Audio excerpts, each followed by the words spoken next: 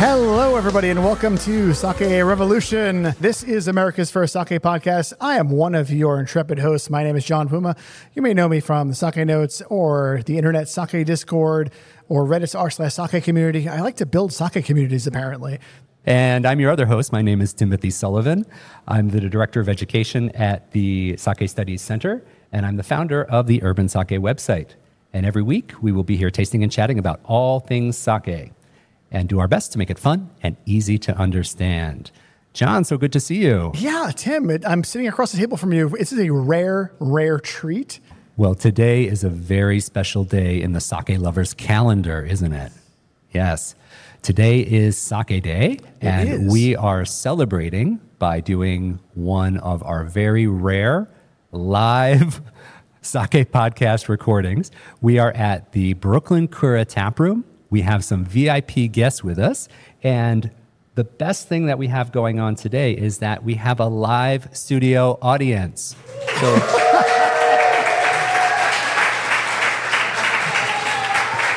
all right. Oh, my. Yeah, this will be our second time doing a live studio audience. The first time, of course, was last year at the North American Craft Sake Festival down in Virginia. And yeah, it's nice to have you guys. And we're indoors this time. It's slightly less hot than it was in Virginia in the middle of the summer. And it's a lot of fun to be here. Yes, and we decided to focus, since we're in New York City, we decided to focus our episode today on some of the Tojis of New York City. And we've invited the two master brewers that we have here in New York City to join us as guests. So I would like to welcome Brandon Doughan of Brooklyn Kura. Welcome, Brandon. Thanks so much for having me again.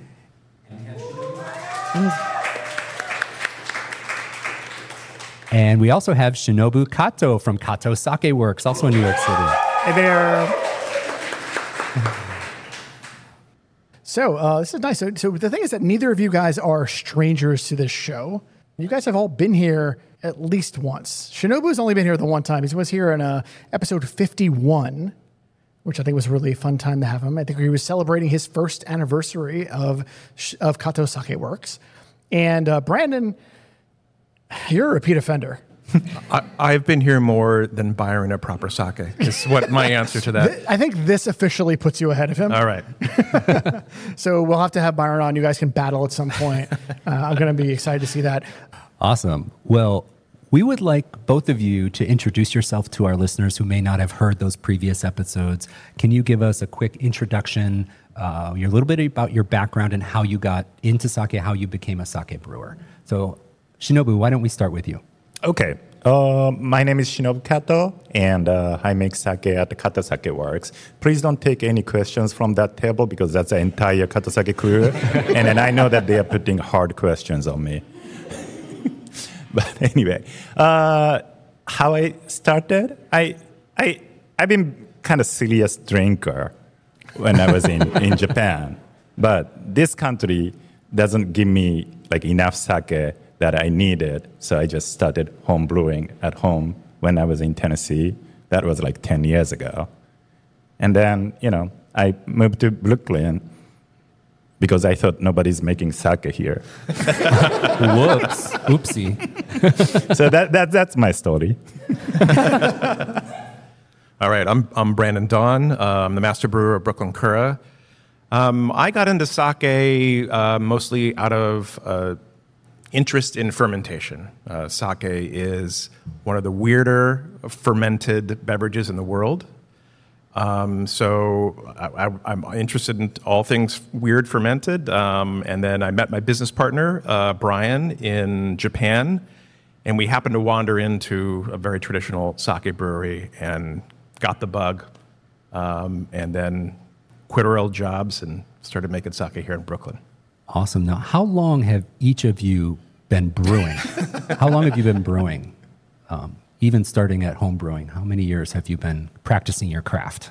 I think like 10 years, I guess. Yeah, but my first batch was like, one bucket, one fridge. I don't know what I was doing. So just follow the instruction on the internet. And then I made something like sake. So, yeah. Fermentation in general, since before I was 21. Okay. And it's been beer and wine and lacto fermentation, even shoyu before sake. But sake really, seriously, the last 10 years or so. And it's true, brewing sake at home is difficult, and it's very difficult on that small scale to get a good result. Well, one thing that we find really interesting is that for people who have been to Japan and have gone to sake breweries in Japan, sake brewers are usually kind of out there. They're kind of over in the countryside. They're kind of, you got to take the train to the bus, and then after the bus, you're going to walk for a bit, and then you're going to this parking lot, and then there's a rice field on the right, and then the brewery's on the left. But you guys are doing this in one of the most major metropolitan areas in the world. How's that different? And what's that do for you guys? What's that mean for you guys? Well, I think there's pros and cons. I think the pro is that we're in New York City. We're in the largest sake market in the United States. So we have people such as our audience that already kind of know about sake and appreciate sake. So we've already got that, that fan consumer base there. Mm-hmm. Another thing, I moved here from the West Coast. Another thing that is great about New York City is its water. I'm sure you've done many episodes on terroir for sake, but water does play an effect, and it doesn't seem like the largest metropolitan area in the United States would have good water, but it is fantastic for sake. Nice. And Shinobu? Yeah, I couldn't agree more on the water. I didn't do my research before I moved so it was just lucky, but yeah, New York City, water is really good. I don't know, in my case, I grew up in Tokyo, so I never lived in the countryside, so I never thought about that. And then, I spent 10 years in Tennessee, so I had enough, slow life. So I needed to come back to the city. And then I needed to do something for myself. So it was no option.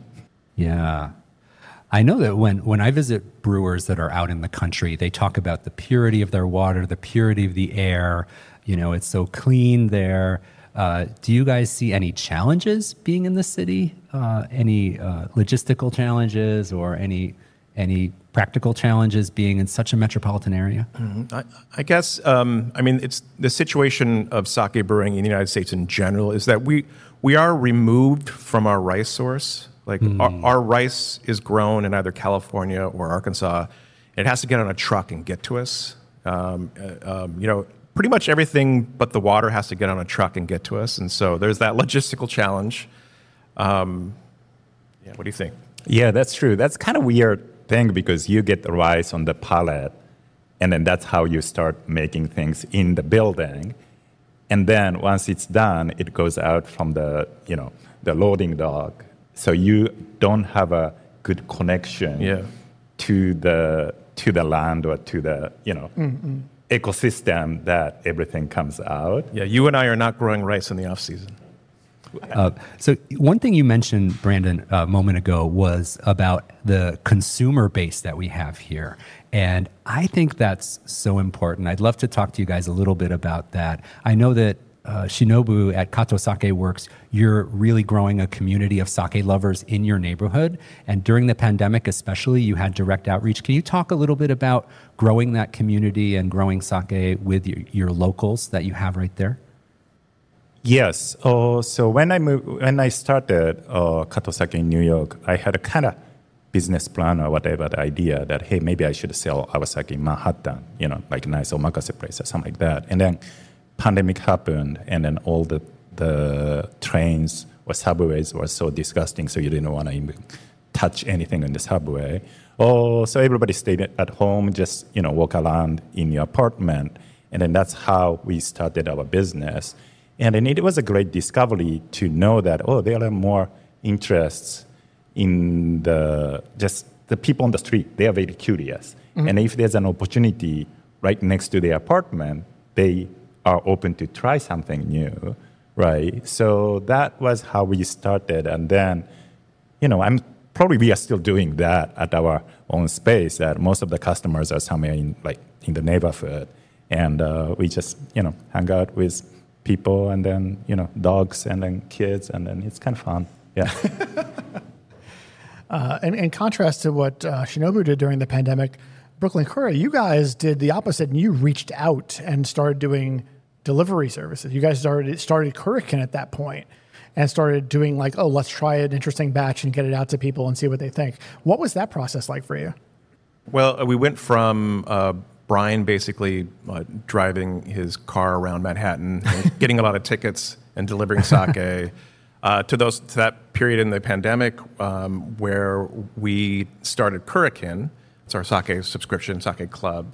And as far as being the brewer, it gave me a chance to try some small batches. We have a few small tanks. It gave me a chance to experiment more because we had our big products that we're starting to refine and make consistent.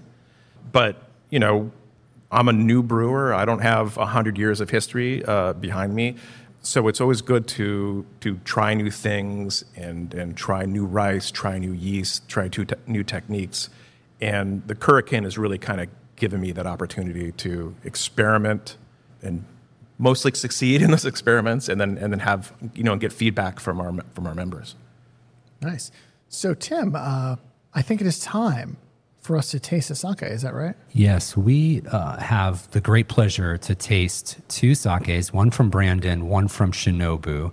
And I've remember many visits to Japan. Tasting sake with the master brewer who made it is something really special. And we're going to have that opportunity today and share it with our studio audience. Is everyone excited to taste with the Tojis?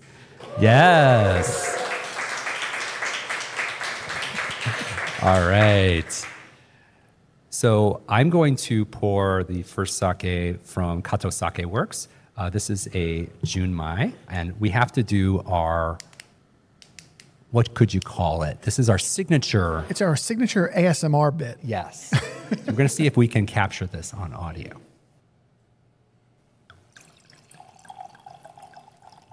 Pretty good. All right. I think it did it. All right. So I'm going to pass that around. Do I have to do the same thing? No. If you can, that would be awesome. But Shinobu-san, we're going to start with you. And you have brought us your Junmai sake from Kato Sake Works. And I noticed you have a special limited label on the bottle. So I'd love to hear about that. But can you introduce us to this first sake? Sure. So this is our Junmai.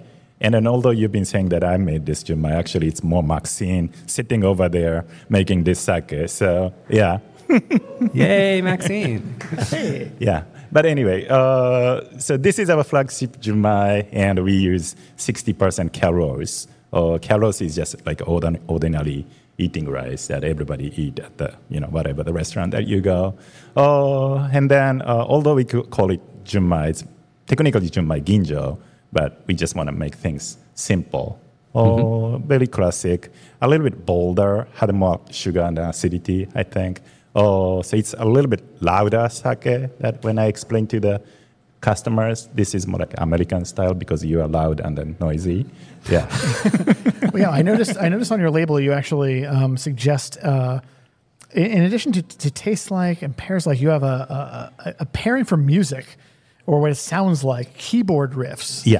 Yes. Yeah, so that's what we do because more than half of our team members are musicians. Not me, I don't play any music instruments, but everybody else does that, especially James and Maxine. But anyway, it's kind of fun when we are doing the tasting notes. Tasting notes, sometimes people take it so seriously, and we want people to take tasting note more personable, right? Depending on what kind of diet you grew up with, your pairing might be completely different. And the same way, music is very personal. So we just want to suggest people that, hey, take the tasting note more like how you listen to music. Right. That's awesome. I noticed there's some brewers and some breweries that don't want to focus as much on the stats that the sake geeks like us really love. Like, what's the amino acid? What's the rice milling percentage? What's the acidity? How do you feel about that in general? That's what we probably do. Maxine has all the data, but at the end of the day, we are like, yeah, it tastes right, Awesome. So that was a wonderful introduction. So why don't we take this in the glass and let's give it a smell. So there's some lovely rice aromas. That must be that cow roast coming through. Now, you work a lot with cow roast. Is that the only rice you use? So far, yes, except one time we didn't get cow roast on time, and we have to go to Chinatown to get the... Oh, no, but we still get the cow roast, just different polish, yeah. Does that mean no polish? Is this the Chinatown edition? This is the one that we get palette on the right day edition. Wonderful. Now talk to us about this label. You did a special labeling for Sake Day, is that right? Yes. So, Sake Day is special, and then people want to make a special thing about Sake Day and the Sake Week. But so we have a story about how Sake Day started from brewing season in Japan and how traditionally it was made. But at the same time, probably same is true for Blandum, but we make sake every day, every season.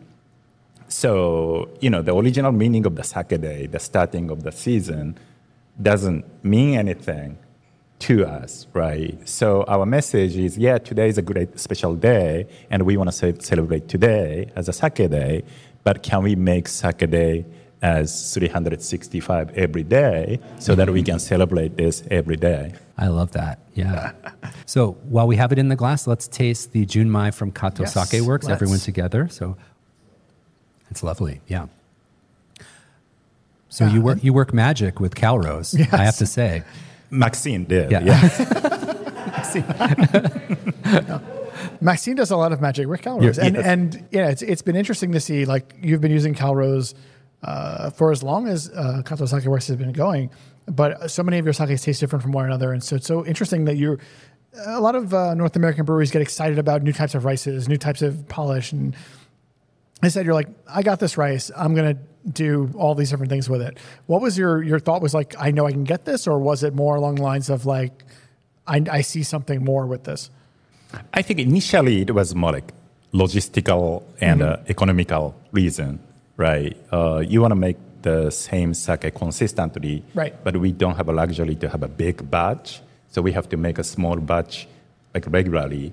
How can we get the rice, the same type of rice, consistently supplied, and then we don't have a big warehouse, so we don't have a space to get 5 pallets of rice, right? So we need to have half pallets every week kind of situation. Only option was Calrose, or because Yamada Nishiki and another sake were not that consistent, right? And then we do not have a luxury to, hey, let's do this for this batch, and then let's do something else for other batch. Then we don't have restaurants that trust us, hey, your sake, number 14, always tastes the same, right? So from that kind of reason that we started using Calrose as a base ingredient. And then I fell in love with the story or history of Calrose, Japanese immigration, and then how it was adapted in the U.S. culture. And without Calrose as a eating rice, there was no California roll. Without California roll, there's no omakase in Manhattan right now. And without having an omakase in Manhattan, maybe there's no 2 sake breweries in Brooklyn right now. So I like that story, and then I like that idea. And we still don't have a space to store any other type of rice at the brewery yet. So that's another reason. That'll be the 3rd iteration of the brewery. Yes. I mean, I love Calrose. We use a lot of it as well. And I think of it as the American sake mai. There are, how many? What's this count now for small sake American brewers now? Is it 20? 27? 27. So there's 27 small American sake brewers. And a lot of them are very small and working on minimal budgets. And Calrose is an affordable rice. Yamada Nishiki is an expensive rice. So Americans have leaned into Calrose, and I think they're doing wonderful things with it. And maybe people don't think it's going to be a good sake rice because it's also a food rice, but it is. And we just had to learn how to use it. Absolutely. I do want to ask you one more question about your sake, Shinobu. Yes. I want you to speak a little bit about the sweetness to dryness profile, because what it comes through for me is this is not a bone-dry sake, and there's a hint of noticeable sweetness there. So what's your feeling on that balance between sweet and dry? There's a big discussion going on in the internet about dryness of sake in like a Japanese, like a sake geek board kind of thing. So, but anyway, that's completely different topic. But so our sake probably has more sugar compared to like a typical mainstream junmai sake, but also has more acidity. Yeah. So depending on what kind of drinking background you have, you find this sake dry or you find this sake sweet. And still we are learning that question. We have a customer like, hey, give me the driest sake you have. Yeah. And I gave up. So I usually give like 3 different styles and you tell me. And each time people has a very different answers. Yes. Yeah. And some people think that this sake is too sweet. Some people think that this sake is dry. Yeah. And I'm completely confused. Yes. Good answer. Confusion. Yes. I heard there's a very famous quote: "The customer is always right in matters of taste." Excellent. Well, Kato-san, this is a fantastic junmai. Very, very drinkable. Congratulations to you and Maxine. It's very, very delicious.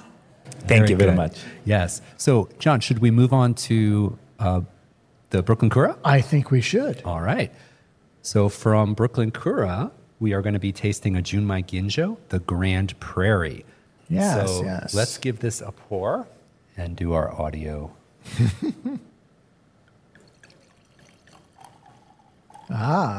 Didn't come through as much on that one, but what are you going to do? So while we're getting that poured out there, Brandon. Yes. The Grand Prairie. What's with the name? This name was coined by a former bartender of ours, Sam, and it refers to the area in Arkansas where rice is grown. So it's a flat area in eastern Arkansas where the Mississippi has been meandering for millions of years and made like ideal rice paddy growing area. All right. Tell us a little bit about this. Junmai Ginjo, Yamada Nishiki.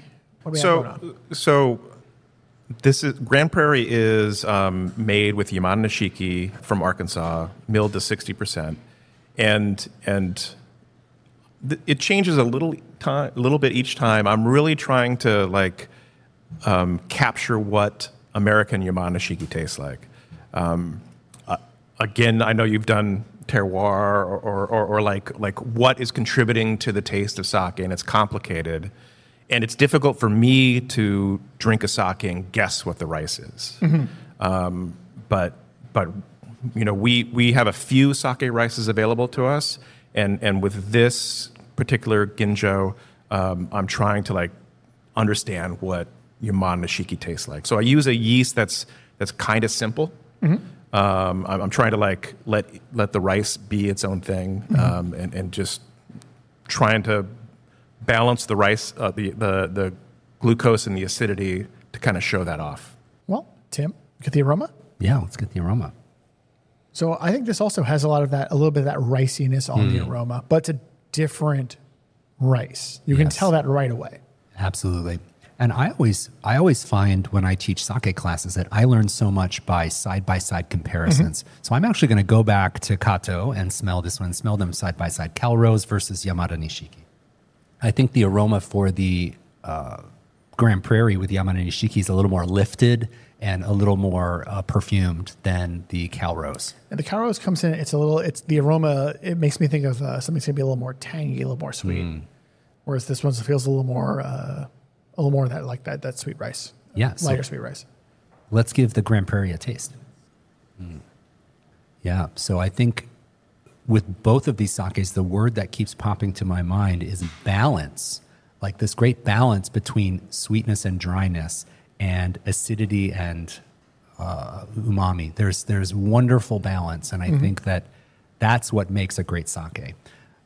Those people who search for the ultimate super dry or that super, super sweet, I think that's a stool with, the legs are unbalanced. But if you have the acidity, the sugar, and the umami all in balance, it creates a wonderful experience for sake. And both of these sakes for me represent great balance. What do you think, John? I agree. And like neither of these are wild or crazy style. They are both really, they're not too dry, they're not too sweet. They're kind of like right where you want them to be. They're really very approachable. I think that's a good way to put it. And I find it really interesting that so Brandon's using the American version of the king of Japanese sakemai, and Shinobu's using the American sakemai. Mm-hmm. And I think it's a little interesting about that. I think it's a little fun that you guys. It's a fun little thing we get to play with here today. So as we're winding up our sake portion, if anyone has questions that they've written out, please raise your hand, and the staff will come around and collect those and bring those up to us. Yeah. We encourage everyone to submit questions. So while they're taking care of that, there's a couple of things we wanted to chat with you guys about. And that is, so you guys are, we're in New York. You're in the biggest metropolitan area in the U.S. We're going to call it that. L.A. may argue, but they're wrong. Now, but you guys are looking to get outside and share your sake with the rest of the world. Brandon, you were just in Japan. You were pouring sake at a Japanese event called Sake Jump. And Shinobu, you just got done releasing your sake in Puerto Rico, which was not on my bingo card, but is super cool. I'm really excited about that. So I want to ask each of you kind of like what went on with that and how that's been for you guys. So we'll start with Brandon and then we'll go over to Shinobu. Yeah, so Japan stays hot much longer than I thought it does. So that was the first thing I remember about Sake Jump. It was extremely hot, but it was an incredible opportunity. Sake Jump is an event that tries to draw in like young, innovative brewers. There were a lot of this Doboroku license, this new Doboroku license in Japan. These young guys there, I'm flattered that they thought I was young to invite us. But we were the first non-Japanese sake brewery to pour at this event, and it was just overwhelmingly positive. I think as maybe we all know, sake in Japan is on the decline. I mean, the cool kids are drinking IPA and Japanese whiskey. But this really is kind of, it seemed cool to me, and then like people were really excited about it, and they're really enthusiastic. As I poured sake for them, it was just, people were amazed that somebody outside of Japan was even making sake, and they really loved the sake. So it was a really like positive, supportive event. That's awesome. So Shinobu, tell me about Puerto Rico. It was good. That was my first vacation for like 5 years since we opened the brewery. Yeah, so it was good. Yeah, and then I made that as a half business trip, but the ultimate purpose was to go to the beach. Did you succeed? Excellent. Yeah, but our brewery is still small, and then the capacity-wise, we don't have a capacity to distribute anything outside of New York City, or maybe New York State at the most, right? So we don't have any plan to go anywhere outside of New York State, but I just wanted to have a vacation. And, we have a lot of, Bushwick is a very Puerto Rican, right? Yes. Yeah. So my neighbor's Puerto Rican, there's like a food stand, Puerto Rican, like what's it called, pinchos stand, and then restaurants, everything. So we wanted to kind of appreciate and then kind of contribute back to the community who accepted us as a new business. And then, there are a couple of regulars that, hey, I know somebody who wants to have a sake in Puerto Rico, so can you ship it? And then we figured out, and then I went there and then had a nice vacation. Shinobu, that's what we call work-life balance. Yes. Very, very well done. Yes. Brandon, did you get any vacation time when you went to Tokyo? A little bit. Okay. Work-life balance. That's also balance. Well, we think it's wonderful that both of you are reaching outside of New York, and it is a wonderful indication of the growth of the sake industry. It just gets me thinking, like, when we have our reunion live episode in 5 years, in 10 years, where are you going to be selling? Yeah, it's going to be amazing. So, John, we got some questions from the audience. We did. Yes. Did you do you want to go first? And Sure. and pick So one? first I have to there's this one I need to just kind of get out of the way. Yeah. And that is somebody asked if there will be a collaboration sake between Kato Sake Works Ooh. and Brooklyn Kura, and it happened already. Oh, it's going to happen again. It's going to happen again. It's going to continue to happen. It's recorded, so it's happening. No, we had a great time. We made a sake called Pizza Bagel and Sake, and that refers to our common ingredient, which is our New York City water. So we're just talking. I had a tour with Kato Sake Works earlier today, and we were talking about doing this collaboration again. And I know that a lot of other American sake breweries listen to this podcast, and I think we should all be doing that. Like I think we should. I will do a collaboration with every other sake brewery in the United States, and we should all be like collaborating and doing something together. That sounds like a lot of fun. I'm down for that. I want to taste those sakes. Yeah. So can you remind us of Pizza Bagel Sake, that collaboration you did before? How did that work? What part did each of you do? So at that time, we started talking about the collaboration, and Brandon was like, hey, we going to make moto, so can you make moromi on our space? And we were like, no, because your moto size is our moromi size, so there's no space in the tank. So we did a reverse, and then we made a moto and then put into the a 20-liter Cambro. And Johnny, I, and then Evan took an Uber from Bushwick. And then at the very end, at the Industry City, it was not fully properly secured. And then Johnny got all the moto splash. Motos are very active. Yes. But we put together the bucket into the tank, and then we made that from there. So from there, you took care of everything. So we did a little bit easier part, and then you took care of everything. Mm-hmm. So it was technically a 3-part collaboration. It was Kato Sake Works, Brooklyn Kura, and Uber Drive. I know. Yes. We owe 10%. I mean, I think we do it again. We both have a little more set up space now. I think we can share the responsibilities a little more true. equally. Okay, I got a great question here. I'm ready. This question has 2 hearts drawn on it, too. It says, for Brandon and Shinobu, what are your favorite styles of sake to drink versus to brew? Have brewing challenges ever affected your drinking preferences? So let's do that's a great question. Let's do the first part first. What are your favorite styles of sake to drink versus to brew? Brandon? I enjoy drinking all styles of sake. That's very diplomatic. It's true, though. I mean, my friends are both of you, and like other sake sams and the whole New York sake community. So I go out with people, and there's like, oh, I've got this weird bottle, like Jamie from Skurnik. Well, I've been keeping this bottle under my desk for 3 years, and like he'll pour me something, and the story's fantastic. It's good. I only want 1 glass of it. But I enjoy like all styles of drinking sake. And then my favorite style to produce, I really do like Yamaha and Kimoto, making Yamaha and Kimoto, just because it's like making a sake before you make the sake. It's got its entire fermentation process that happens just to make the shubo. Before you go into it, and then to see how that translates, it affects the fermentation of the main fermentation and the final taste. So maybe you guys need to do a collab with Proper, and you and Byron in the same room doing a little Kimoto. That'd be awesome. That'd be fun. So Shinobu, how about for you? Styles you like to drink versus what you like to brew? So to drink, probably Jumai. Maybe Jumai Ginjo, but Jumai. Yeah. That's what I probably end up when I'm like in Japan, going to like small izakaya by myself, and then have some utsumami and then drink something. I'd probably end up the night with Jumai. Maybe room temperature warm or something like that. But I like Jumai.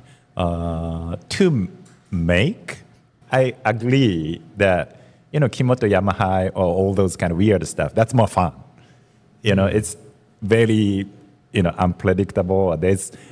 That requires a lot of care. right? And of course, Maxine can tell because she has to do the hand mixing and stuff. I do that sometimes too. But that's a fun thing to brew. Nice. So we got another question here, and this is I really like this, so I'll make sure I get this right. So what is your favorite happy accident story about making sake? Now, not disaster stories, but like happy accident stories. Who wants to go first? I have probably 10 accidents. I don't know. Just the happiest. Yeah. I'm trying to think the happy one. Well, so far we are lucky that any accidents that we've had were not disaster. And what we got was something that we didn't intend, but tasted interesting. And we, as a brewer, had a bit of higher standard that, hey, this didn't taste like what we intended, dump it, right? But actually, it's more like it didn't taste like what we intended, but still within the boundary of good craft sake. Yeah. And customer kind of liked it. Yeah. Did you pour this for the customer with like a... Yeah. Yeah, but one time, like, Johnny was like, no, we should dump this. And then I was like, okay, that's a lot of things to dump. Maybe let's try to pour out the taproom. And people liked it. I'm trying to hang on to some of those because if you put them in the back of the walk-in or something, like, you could come back to them 6 months later and they're remarkable. Like, it's rare that there's most are still terrible, but I think for me the cold Kurikan, the fact that we have these small tanks, maybe they're all accidents, but like we're just making stuff up. We're not going off of anything out of a book or something.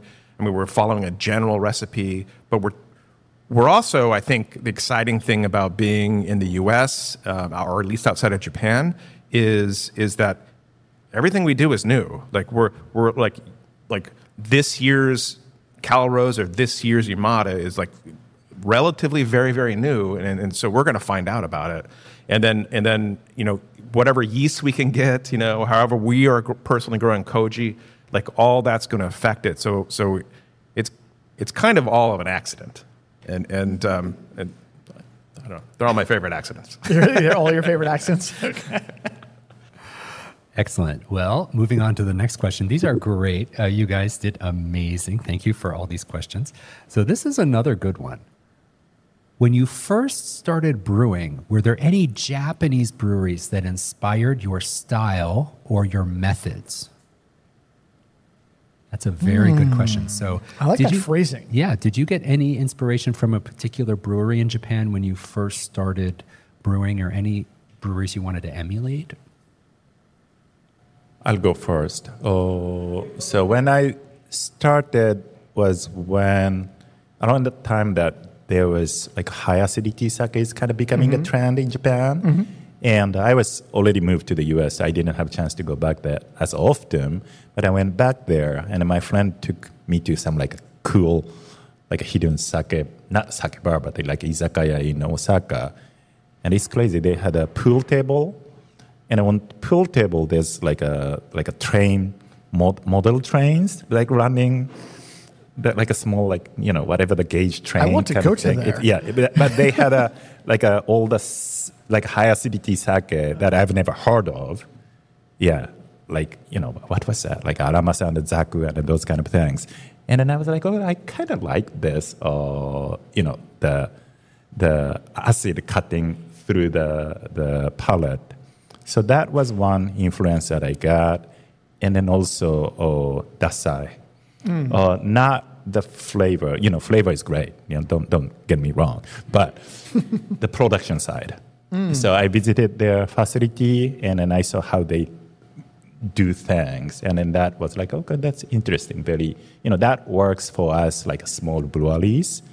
So there's a lot of like, the light bulbs moment to me. Yeah, I think for me, it's not really about any particular drinking experience, but it is some early visits. Like if it's your first experience of making sake, it's an emotional thing that sticks with you.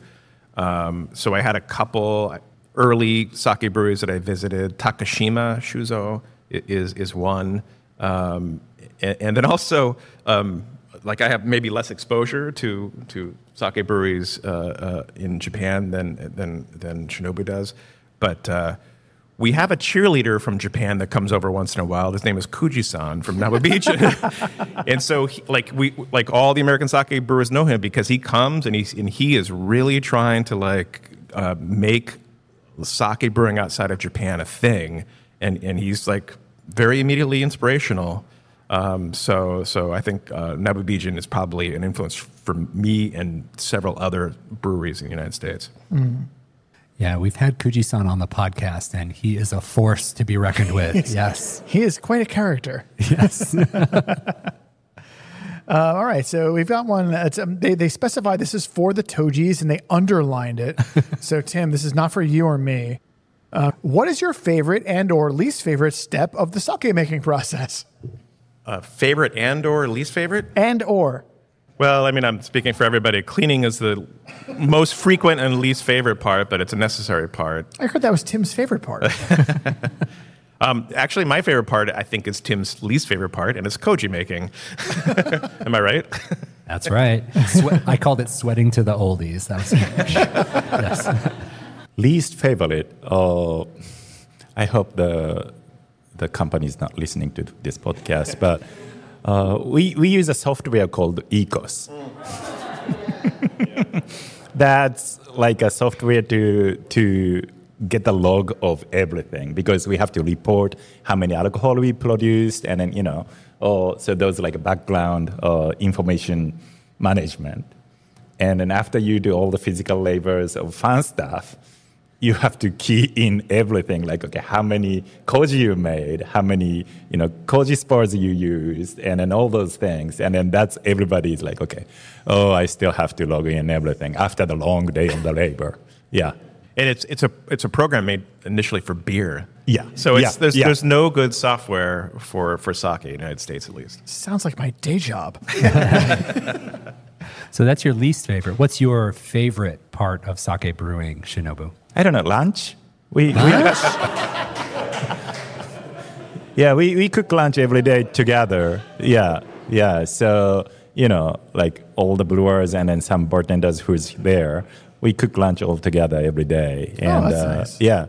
Yeah. Sometimes we make fancy lunch too. Fancy lunch? Yeah, on Friday, Johnny goes to the farmer's market on the way and then gets some nice vegetables, and we make fancy lunch. So, yeah. Maybe you should come by and then do the podcast on Friday. I love that. I'll bring some vegetables.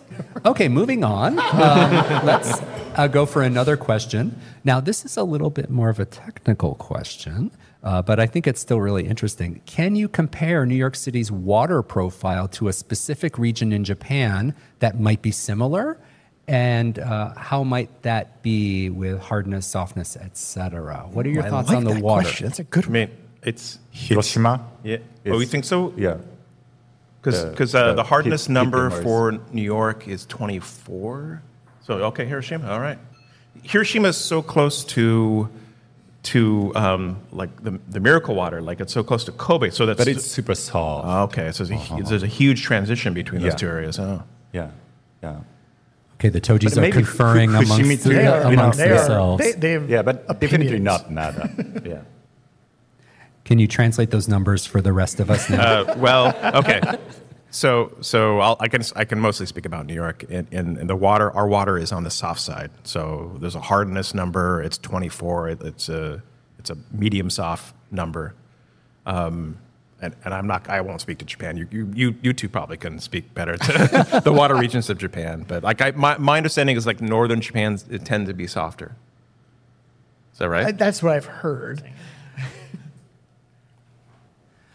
So any other last questions there, John? Well, we've got so this one's a little, I don't know if it's morbid or not. Brandon, as a neighbor of and volunteer at Greenwood Cemetery. Oh, yes.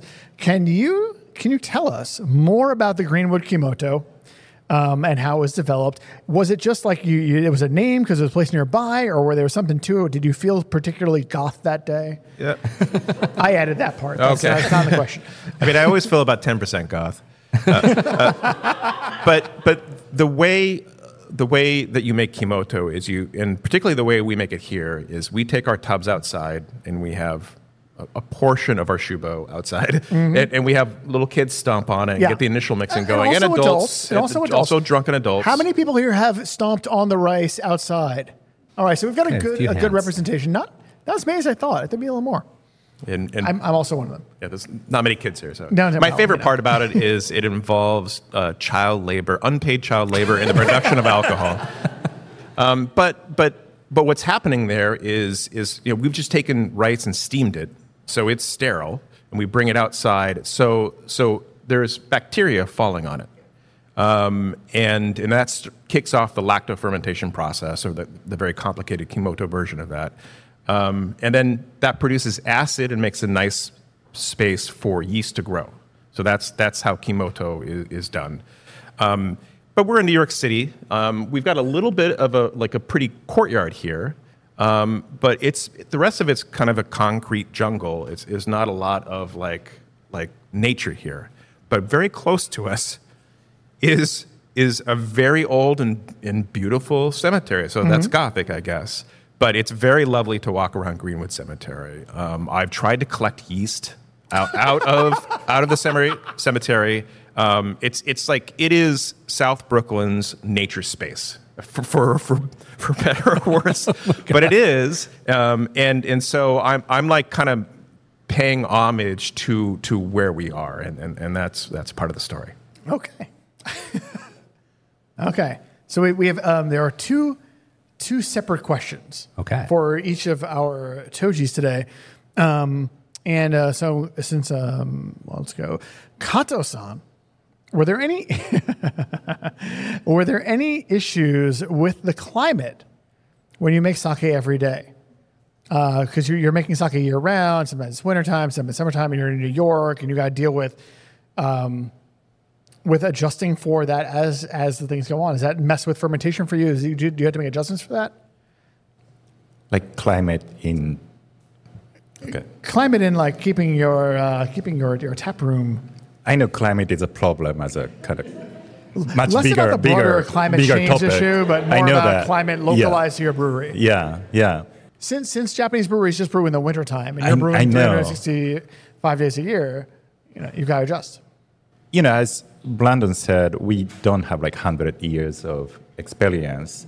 So having more controlled environment or climate, meaning like climate in the building, helps us a lot. Or of course, traditionally, sake is made in more like a natural setup. So, you cannot control the temperature of your tank. It's up to the, how cold or warm this winter is. Poses a lot of extra uncertainty and variables for us who does not have, 100 years of log of how to, work with a different changing environment, right?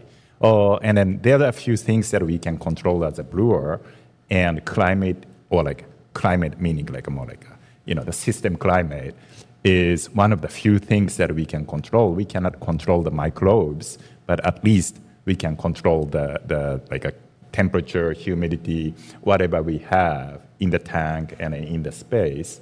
So that's a big benefit for like a modern brewers. Yeah. All right. And Brandon, has anything about your brewing process changed since Brooklyn Kura's partnership with Hakai-san? Yes. We've gone from a 3,000 square foot space to a 20,000 square foot space, and with a lot more machines. So it's been a challenge this last year to wrap our heads around using all this new equipment, getting it up and running. We worked with really great contractors to build our space, but none of them have ever built a sake brewery before. So we've had to kind of learn a lot of new things. And then the partnership with Hakai-san is we're fortunate to have some very technical Kurabito come and help us get to this new scale. And it's really been a collaboration. So I've like been very open to changing how I've been making sake, particularly going from 500 kilograms, like the biggest batches we made previously, to 2,000 kilograms. And I think there's also a change in the sake brewing on scale. So we were mentioning earlier that it's really hard to make a drinkable sake at home. Like I know that probably a lot of people listening to this podcast have tried. It's tough. So you're not like doing a bad job. It's just really, really hard. So as you get up to larger scales, a lot of things take care of themselves. At 2,000 kilograms, the temperature is more moderate. It's a large thermal mass, and so it's easier to control the temperature in a long range. And so I already forgot your question, but like, but the way our sake has changed is I think I really like how Timothy put it at once. Our newer versions of the same sakes we're brewing are a softer expression. I think that's true. I think it's more rounded. It's just the scale of it now. And additionally, we used to just lay the rice out like Shinobu you were doing now, and that's rough in August to cool it down to get it to sake brewing temperatures. But now we have we're very fortunate to have machines that cool the rice down very quickly. So our seasonal brewing is more normalized now. So we're trying to figure that out to be consistent brewers all year round. Yeah, that's awesome. Yeah, I remember when you told me when we are doing the expansion that, there's a lot of small problems, but once you're bigger, those things will go away. And then actually they went away for us too. Oh, good, great. So I fully agree with what you told me. Yeah. Well, Shinobu, I remember when you in your first space, you had your like little like a koji closet. It was probably smaller than the table we're sitting at right now. It was very like a small like a train set area, and it was like, wow, you're making koji in that, and you're like, yes, I am, and it's delicious. Well, this has been absolutely fantastic. John, I don't know about you, but I cannot think of a better way to spend Sake Day than with Brandon and Shinobu and this wonderful audience we have here with us today. Woo! Yes. Thank you all. I'm still wrapping my head around the audience part. That's still new to me. It's fantastic. I'm like focusing this way towards you guys. It's been so fantastic to have you guys. Brandon, Shinobu, we want to thank you so much for making the time on Sake Day to come and record with us. It's so great to get your insight, to taste your sake with you. So special. And I just can't thank you enough for being with us today. So thank you very much. Well, thanks for having us. Thank you.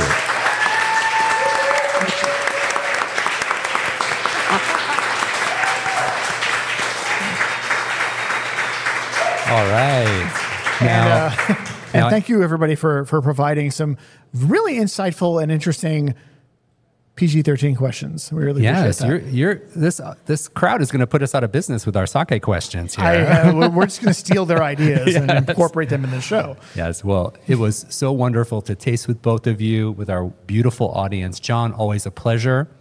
And I just want to thank our listeners so much today for tuning in. You'll be listening to this after the fact, after Sake Day, but I hope through the audience participation and through our wonderful Tojis here that you got a sense of how much we enjoyed Sake Day here at Brooklyn Kura and tasting these two beautiful sakes.